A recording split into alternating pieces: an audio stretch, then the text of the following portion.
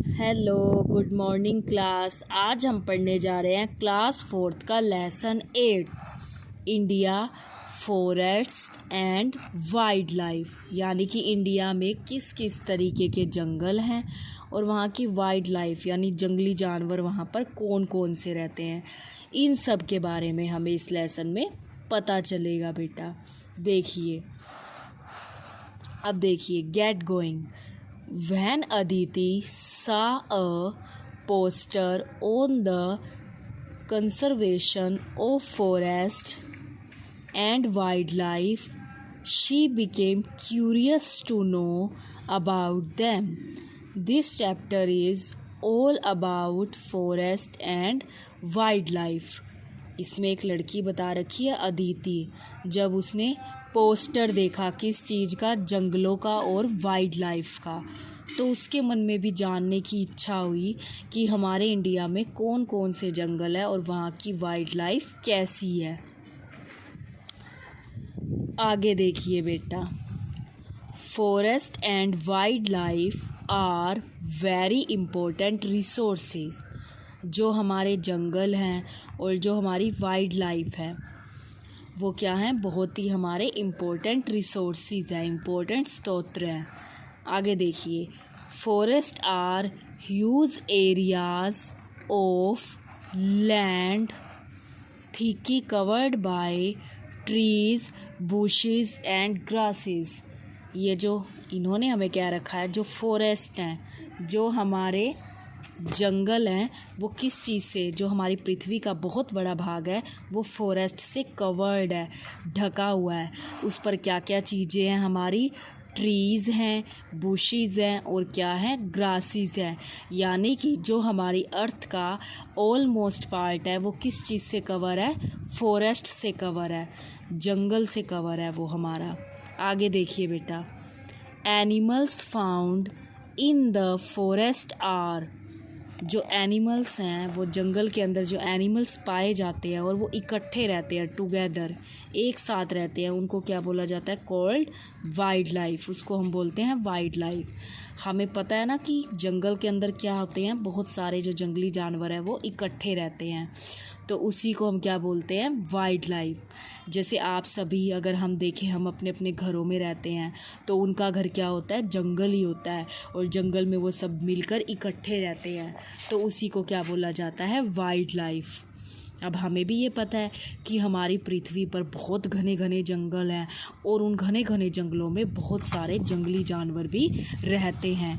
आगे देखिए बेटा, इम्पोर्टेंस ऑफ फॉरेस्ट, यानी कि जंगलों का महत्व क्या है, इससे हमें क्या फ़ायदा है। देखिए, forest are the lungs of the earth. जो फॉरेस्ट होते हैं वो एक तरीके से पृथ्वी के क्या होते हैं, लंग्स होते हैं।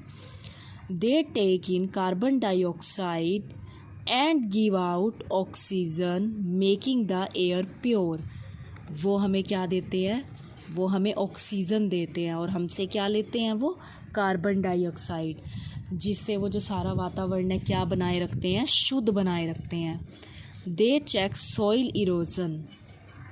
वो क्या करते हैं, मिट्टी की उपजाऊ शक्ति को भी बनाए रखने में सही होते हैं। आगे देखिए, they are the main source of wood. हमें पता है कि हमें जंगलों से क्या मिलती है, लकड़ी मिलती है। We also get rubber, paper, gum etcetera from forest. हमें पता है कि हमें उससे और भी बहुत सी चीज़ें मिलती है, लाइक डेट, रबड़, पेपर, गम, इस तरीके की चीज़ें भी हमें फॉरेस्ट से मिलती है, जंगल से मिलती हैं। They give us herbs which are use to make medicines. हमें पता है कि हमें पेड़ों से बहुत सारी औषधियाँ मिलती हैं, जिनसे क्या बनाई जाती हैं, मेडिसिन्स बनाई जाती हैं, दवाइयाँ बनाई जाती हैं, जिससे हमें कोई भी डिसीज़ होता है तो हम एक छोटी सी गोली लेते हैं और ठीक हो जाते हैं ना, तो ये भी ट्रीज़ की मदद से ही है बेटा। आगे देखिए, they give shelter and food to many animals and birds. और ये बहुत से जंगली जानवरों और पक्षियों के रहने की जगह भी है, मतलब उनका हाउस तो वो फॉरेस्ट ही होता है ना। जैसे हम तो अपने अपने घर में रहते हैं, लेकिन उनका घर तो वो फॉरेस्ट ही होता है। इसीलिए हमें जंगलों को काटना नहीं चाहिए, हमें ट्रीज़ को नहीं काटना चाहिए। आगे देखिए बेटा, types of forest in India. India के अंदर डिफरेंट टाइप्स के फॉरेस्ट हैं।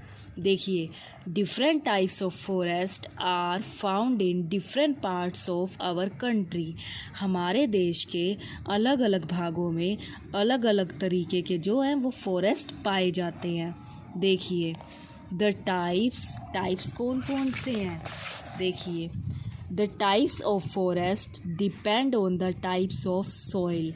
वहाँ किस तरह का जंगल है, वो किस चीज़ पे डिपेंड करता है कि वहाँ पर जो मिट्टी है, सॉइल है, वो कैसी है, वहाँ का क्लाइमेट कैसा है, एंड रेनफॉल, और वहाँ पर बारिश किस तरीके की होती है। Let's learn about the different types of forest found in India. देखिए, एक किस तरीके के फॉरेस्ट वहाँ पर पाए जाते हैं, एवरग्रीन फॉरेस्ट। उसका नाम ही है एवरग्रीन, मीन्स जो लगभग पूरे साल क्या रहते हैं, हरे भरे रहते हैं। देखो, एवरग्रीन फॉरेस्ट ऑल्सो कॉल्ड, उन्हें और किस नाम से जाना जा सकता है, ट्रॉपिकल रेन फॉरेस्ट। उन्हें ट्रॉपिकल रेन फॉरेस्ट के नाम से भी जाना जाता है। और ये कहाँ पर लोकेटेड है, are located in hot and humid areas. ये ऐसे एरिया में जहाँ गर्मी ज़्यादा होती है। Where the annual rainfall is, और जो पूरे साल बारिश है वो कितनी होती है, लगभग more than 200 centimetre. The trees found in these forest do not shade there leaves all together the same time, thus they remain green through out the year. वही बात कह दी इन्होंने कि ये इस तरीके के जंगल है जहाँ पर लगभग पूरे साल ही क्या रहते हैं, ये ग्रीन रहते हैं, हरे भरे रहते हैं बेटा। आगे देखिए, the trees found in evergreen forest are generally tall and have a broad canopy at the top. अब ये किस तरीके के होते हैं, ये जर्नली लंबे लंबे होते हैं ये पेड़। दे हैव हार्ड वुड, और जो इनकी लकड़ी होती है वो कैसी होती है, हार्ड होती है बेटा, सख्त होती है। Some important trees of this forest are rosewood. Some important trees, इधर जो इम्पोर्टेंट ट्रीज पाए जाते हैं इन फॉरेस्ट के अंदर वो हैं रोजवुड, इबोनी एंड महागोनी। ये कुछ हमारे फॉरेस्ट के जो ट्रीज़ हैं, इम्पोर्टेंट ट्रीज़, उनके बारे में बता रखा है। The evergreen forest are found along the rainy slopes of the western Ghats, the hills of north eastern India and in the Andaman and Nicobar island. देखो, ये मैप दिखा रखा है, इसमें दिखा रखा है कि ट्रॉपिकल जो रेन फॉरेस्ट है, यानी जो ब्लू कलर के फॉरेस्ट है, जिनमें ब्लू कलर दिखाई दे रखा है मैप के अंदर, वहाँ पर किस तरीके के हैं, वो ट्रॉपिकल रेन फॉरेस्ट पाए जाते हैं वहाँ पर। और जहाँ पर ग्रीन रंग का हमें दिखा रखा है वो किस तरीके के फॉरेस्ट है बेटा, वो ट्रॉपिकल डिसीडियस फॉरेस्ट हैं। और जो येलो दिखा रखा है यहाँ पर किस तरीके के फॉरेस्ट हैं, थ्रोन फॉरेस्ट है। और जो ये हमें थोड़ा थोड़ा ब्राउन कलर का दिखा रखा है, इधर पर किस तरह के फॉरेस्ट है, हमारे हिमालयन फॉरेस्ट है। आगे देखिए, अभी तो बताया एवरग्रीन फॉरेस्ट के बारे में जो लगभग पूरे साल क्या रहते हैं, हरे भरे रहते हैं। आगे देखिए बेटा, deciduous forest. The deciduous forest are found, कहाँ पर पाए जाते हैं ये, in the foothill of the Himalayas, Himalayas की फुट हिल्स में, and in the wetter regions of the peninsular plateau, और पेनिनसुलर प्लेट्यू के वेटर जगहों पे, वेटर क्षेत्रों में पाए जाते हैं ये। The deciduous forest cover almost half of the total forest cover of India. जो इस तरीके के फॉरेस्ट है ना हमारे डिसीडियस फॉरेस्ट, इन्होंने लगभग इंडिया का 0.5% फॉरेस्ट इसी तरीके के पाए जाते हैं। देखिए, most of the trees of these forest shade there leaves in the summer. Summer में क्या करते हैं, ये शेड देते हैं फॉर अबाउट 6 to 8 वीक्स, लगभग 6 से 8 हफ्ते तक। These forest are also called the monsoon forest. इस तरीके के जंगलों को मानसून फॉरेस्ट भी कहा जाता है। इम्पोर्टेंट ट्रीज़ फाउंड, यहाँ पर कौन कौन से इम्पोर्टेंट ट्रीज़ पाए जाते हैं? Important trees found in the deciduous forest include teak, sal, shisham, sandalwood, सिम्युल, bamboo etcetera. इस तरीके के यहाँ पर इम्पोर्टेंट ट्रीज़ पाए जाते हैं बेटा। आगे देखिए, देखो उन्होंने दिखा भी रखा है ये फॉरेस्ट, देखो कितना घना जंगल दिखा रखा है। और यहाँ पर आपको ये डिसीडियस फॉरेस्ट दिखा रखा है, वो कुछ इस तरीके के दिखाई देते हैं, इस तरह का जंगल होता है वो। आगे देखिए बेटा, आगे हम बात करेंगे थ्रोन फॉरेस्ट के बारे में। देखिए thorn forest, the thorn forest are found in this region. वो कहाँ पर पाए जाते हैं? जहाँ पर वेयर द एनुअल रेनफॉल, जहाँ पर पूरे साल कितनी रेन होती है, इज़ अबाउट 50 सेंटीमीटर होती है, बस थोड़ी सी बारिश होती है। The trees found in these forest are short and have long roots. इनके क्या होते हैं, ये जो ट्रीज़ होते हैं, फॉरेस्ट होते हैं, ये छोटे होते हैं और इनकी जो रूट्स होती हैं वो काफ़ी लंबी होती हैं। They have thick bark and thorns, इनके ऊपर क्या होते हैं? कांटे होते हैं। Some trees of these forest include, किस तरीके के ट्रीज़ होते हैं ये? लाइक कीकर, बबूल, पाम्स एक्सेट्रा। आगे वो कह रहा है cactus of different types and bushes are also found in these forests. These forests are located in Rajasthan and some part of Haryana and Gujarat. क्योंकि इन जगहों पर बारिश कम होती है, राजस्थान के अंदर तो और भी कम होती है, तो यहाँ पर किस तरीके के पेड़ पौधे होते हैं? कंटीले, जिस पर ज़्यादातर क्या होते हैं? कांटे होते हैं बेटा। इस तरीके के यहाँ पर ट्रीज़ पाए जाते हैं। ये देखिए, ये आपको दिखा रखा है टीडल फॉरेस्ट, इस तरीके का जंगल होता है ये। देखिए, the tidal forest are also called mangrove forest. इस तरीके के फॉरेस्ट को क्या बोला जाता है? मैनग्रोव फॉरेस्ट भी बोला जाता है। These forest grow in the delta of the reverse. ये कहाँ पर ग्रो करते हैं? डेल्टा पर, रिवर्स के डेल्टा पर ये बढ़ते हैं। And the areas flooded by sea water, और ये जो एरियाज होते हैं किस तरह से ढके होते हैं? सी वाटर से, चारों तरफ से। The Ganga Brahmaputra delta has the largest area under the mangrove forest.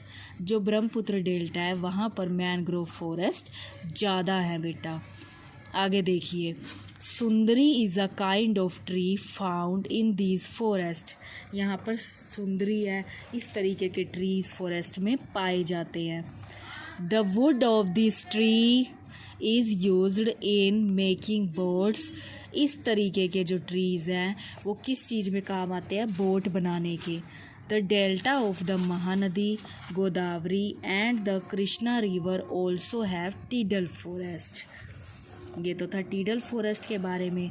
अब देखिए कोनिफेरस फॉरेस्ट, इस तरीके के बेटा वो दिखाई देते हैं। आगे देखिए, माउंटेन फॉरेस्ट।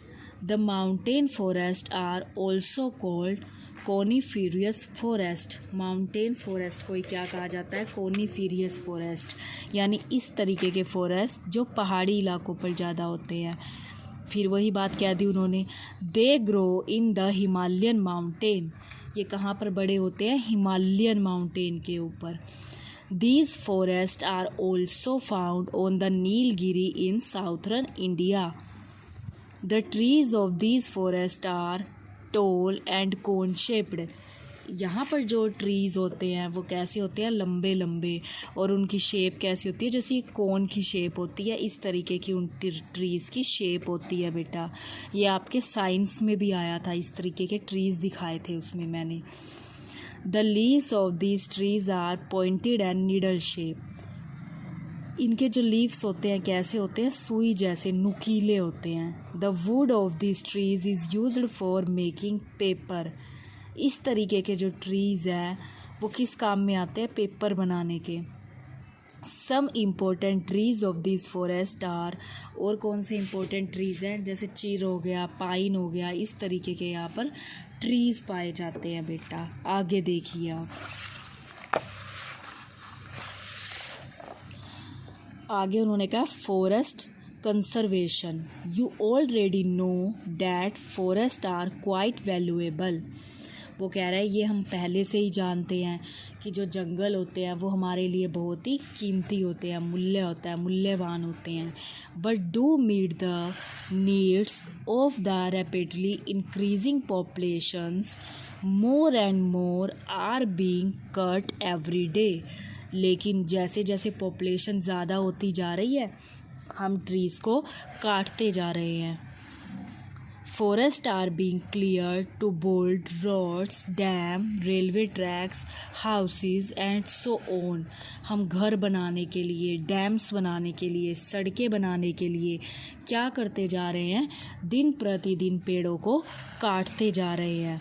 आगे देखिए, clearing of forest on a large scale for these purposes is called deforestation। हम अपने अलग अलग उद्देश्यों के लिए उन्हें लार्ज स्केल पर बड़ी भारी मात्रा में उनको काटते जा रहे हैं। इसी को ही हम क्या बोलते हैं, डिफोरेस्टेशन बोलते हैं बेटा। आगे देखिए, forest conversation means protecting forest from being cleared. Our government has formulated many laws and launched various programs to conserve forest। हमारी सरकार ने बहुत सारे ऐसे प्रोग्राम शुरू किए हैं जिससे क्या किया जा सके, पेड़ों को बचाया जा सके। वन महोत्सव is a 1 week program celebrated in the month of July in which millions of trees are planted all over India। One महोत्सव नाम का एक फेस्टिवल मनाया जाता है जुलाई के अंदर, जिसमें भारी मात्रा में क्या लगाए जाते हैं, ट्रीज़ लगाए जाते हैं ज़्यादा से ज़्यादा। The Chipko movement was launched by, एक चिपको अभियान था, चिपको मूवमेंट था, वो किसने लॉन्च किया था, सुंदरलाल बेंगुना ने शुरू किया था। With the help of the villagers of Chamoli Uttarakhand to protect trees from being cut. ताकि उत्तराखंड में ये शुरू प्रोटेक्ट किया गया था, इसमें ट्रीज़ को प्रोटेक्ट किया गया था जिससे कि ट्रीज़ को कटने से रोका जा सके। Social forestry and other program for forest conservation means the management and protection of forest and afforestations of barren and deforestated lands to help and protect the environment. Means ये किस लिए चला गया था, ताकि वातावरण की हेल्प की जा सके, पेड़ों को कटने से बचाया जा सके और ज़्यादा से ज़्यादा पेड़ लगाए जा सके, जिससे जो हमारा वातावरण है वो स्वच्छ रहे और साफ रहे। इसलिए ये बनाया गया था। देखो द चिपको मूवमेंट, ये चिपको मूवमेंट दिखा रखा है। ये जो लोग हैं ये ट्रीज़ को चिपक गए हैं। ये किस लिए चिपक गए हैं, क्योंकि ये ट्रीज़ की रक्षा कर रहे हैं ताकि कोई ट्रीज़ को काट ना सके। देखिए अब उन्होंने हमें क्या कहा है, the Chipko movement was a non violent movement which started in 1970s। 1970 में स्टार्ट किया गया था। आगे वो कह रहा है, it was aimed at the protection and conservation of trees and forest from being destroyed. ताकि क्या किया जा सके, पेड़ों को बर्बाद होने से रोका जा सके। The word Chipko comes from a Hindi word, ये एक हिंदी वर्ड है, विच मीन्स टू हग, जिसका मतलब क्या है, हग करना, ट्रीज़ के गले मिलना। The villagers use to hug the trees to protect them from wood cutters. जो गांव वाले थे वो लकड़हारों से पेड़ों को बचाने के लिए, तो पेड़ों के क्या मिल गए थे, गले मिल गए थे। The Chipko movement was based on the Gandhian philosophy of peaceful residents to achieve the goals. It was a strong uprising against those people who were destroying the natural resources of the forest. ये किसके लिए बनाया गया था? ऐसे लोगों के लिए, उन लोगों को दिखाने के लिए कि जो पेड़ों को बर्बाद करते रहते हैं, और ट्रीज़ को सेव करने के लिए ये जो मूवमेंट था वो चलाया गया था। देखिए, the Chipko movement thus emerged as a peasant movement for forest rights in 1974. Vanguna famously faced for 2 weeks to protect against forest policy. अब यही इसमें बताया गया है कि वास्तव में चिपको मूवमेंट था क्या। ये 1970 में शुरू किया गया था, और ये किस लिए शुरू किया गया था? ताकि ट्रीज़ को सेव किया जा सके, पेड़ों को बचाया जा सके, जिससे हमारा इन्वायरमेंट क्या रहे, साफ़ सुथरा रहे। लकड़हारों से बचाने के लिए जो पेड़ों को काटते रहते थे, तो लोग क्या करने लगे थे? ट्रीज़ को हक करने लगे थे, मतलब गले मिलकर खड़े हो जाते थे, वो ट्रीज़ को कट नहीं करने देते थे। ट्रीज़ को सेव करने के लिए ये जो मूवमेंट था वो चलाया गया था बेटा। आगे देखिए, आगे वो यही कह रहा है, इन 1978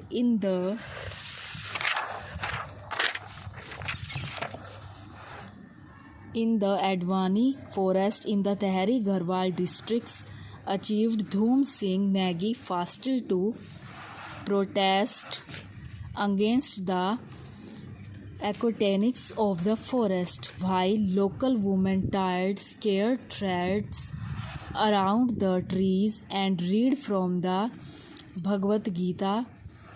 In 1978, in Pulana village, the women took away the woodcutters' tools and left received for them they could claim if they withdraw from the forest. In 1980, an apply from Bhanguna resulted in a 15 years ban on commercial filling is Uttarakhand and Himachal Pradesh. जो सुंदर लाल थे उन्होंने ये चलाया था। Last में क्या हुआ था इसमें? एट द रिज़ल्ट जो ये उत्तराखंड में चलाया गया था, इसको एक कमर्शियल क्या कह दिया गया था कि जो फॉरेस्ट है उसको कट नहीं किया जाएगा, उस पर क्या लगा दिया गया था? बैन लगा दिया गया था। कहाँ पर? उत्तराखंड एंड हिमाचल प्रदेश के अंदर बेटा। इसमें ये हमें बताया गया था। ये जो मूवमेंट था ये पेड़ों की रक्षा करने के लिए बनाया गया था, जिसमें लोग क्या हो जाते थे? ट्रीज़ को चिपक जाते थे, जिस तरीके से ट्रीज़ को सेव किया जा सके। तो बेटा ये लेसन आपको यहाँ तक रीड करना है, इसको अच्छा रीड करेंगे, देखेंगे कि हमारे इंडिया के अंदर कौन से डिफरेंट तरीके के फॉरेस्ट पाए जाते हैं और उनको हमें किस तरीके से सेव रखना चाहिए, बचाना चाहिए। तो ये पूरा लेसन आप यहाँ तक रीड करेंगे। आई होप ये आपको अच्छे से समझ आया होगा। Thank you, have a nice day.